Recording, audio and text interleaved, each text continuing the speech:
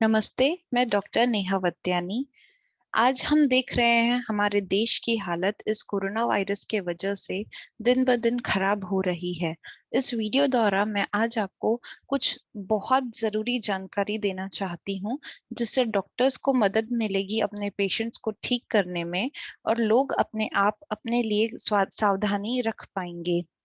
ये research doctor किशोर नारद, जो कि एक होम्योपैथिक डॉक्टर हैं नागपुर से, उनके द्वारा की गई है। कोरोना वायरस कैसे इंसान के शरीर में प्रवेश करता है। ये वैज्ञानिकों ने खोज कर ही ली थी कि कोरोना वायरस इंसान के शरीर में एंजियोटेंसिन कन्वर्टिंग एंजाइम 2 रिसेप्टर्स, मतलब एस 2 रिसेप्टर्स, जो नाक और मुंह में काफी ज्यादा मात्रा में पाए जाते हैं, वहां पर कोरोना वायरस एस 2 रिसेप्टर्स पर अटैच होके ताले में चाबी की तरह और फिर लंग्स तक पहुंचते हैं। ज्यादा एस 2 रिसेप्टर्स ब्लॉक होने की वजह से ब्लड में एंजियोटेंसिन 2 बढ़ जाते हैं, जो कि ब्लड प्रेशर को बढ़ाता है। इससे आगे की रिसर्च डॉक्टर किशोर नारद द्वारा की गई है। इनका कहना है बढ़े हुए एंजियोटेंसिन 2 के वजह से एसएनएस की एक्टिविटी सक्रिय हो जाती है। एएनएस मतलब ऑटोनॉमिक नर्वस सिस्टम, जो दो हिस्सों में बटा है, पीएनएस और एसएनएस। पीएनएस मतलब पैरासिम्पैथेटिक नर्वस सिस्टम और एसएनएस मतलब सिंपैथेटिक नर्वस सिस्टम। पीएनएस खाना डाइजेस्ट करने में और दिमाग को शांत रखने में मदद करता है।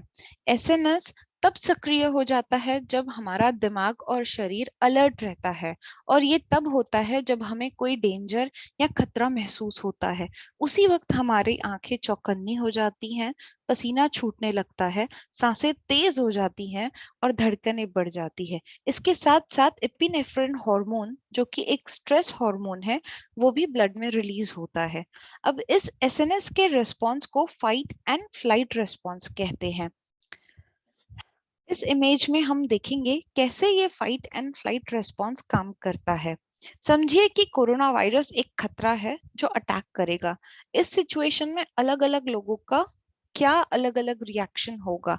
लाइफ में दो तरीके के ऑप्शंस ही होते हैं, या तो सिचुएशन से फाइट करो या सिचुएशन से दूर भाग जाओ। अब जो लोग फाइट करते हैं, यहाँ हम बात कर रहे हैं कोरोना से फाइट करने की, वो लोग अक्सर सफल होते हैं।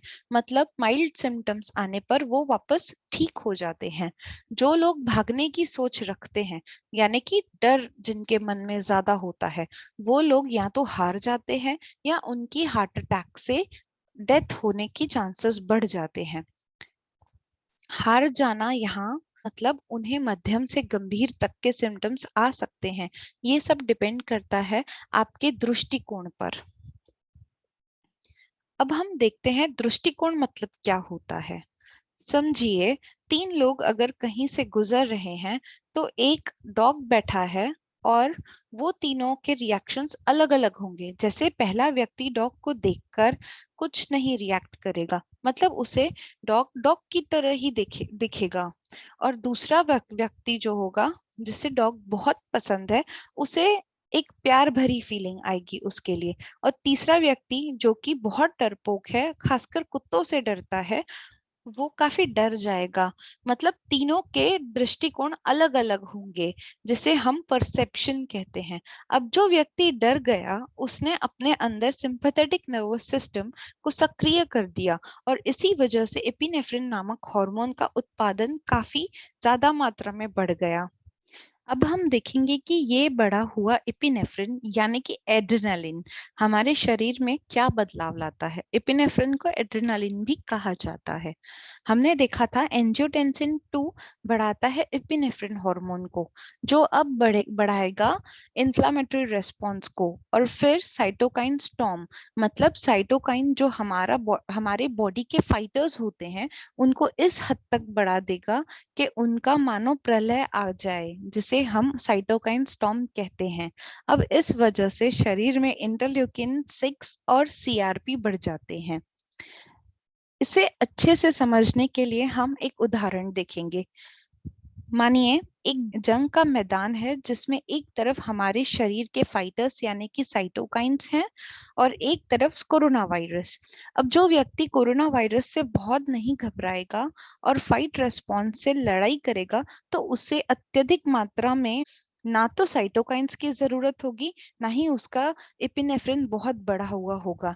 इस वक्त साइटोकाइंस की जितनी जरूरत होगी उतना ही उत्पादन होगा और वहां कोरोना वायरस से जंग होगी।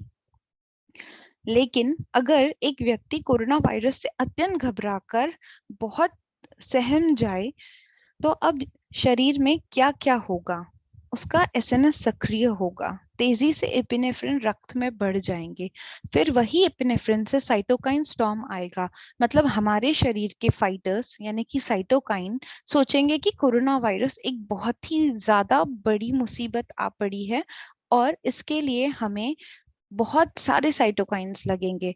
फिर हमारे शरीर के फाइटर्स ही हमारे शरीर को हानि पहुंचाने लगते हैं। कोई भी चीज अगर हद से ज्यादा हो जाए तो शरीर वो अच्छी नहीं होती शरीर के लिए। जैसे जैसे साइटोकाइंस अत्यधिक मात्रा में बढ़ जाते हैं वैसे वैसे हमारे शरीर में समस्या बढ़ती है।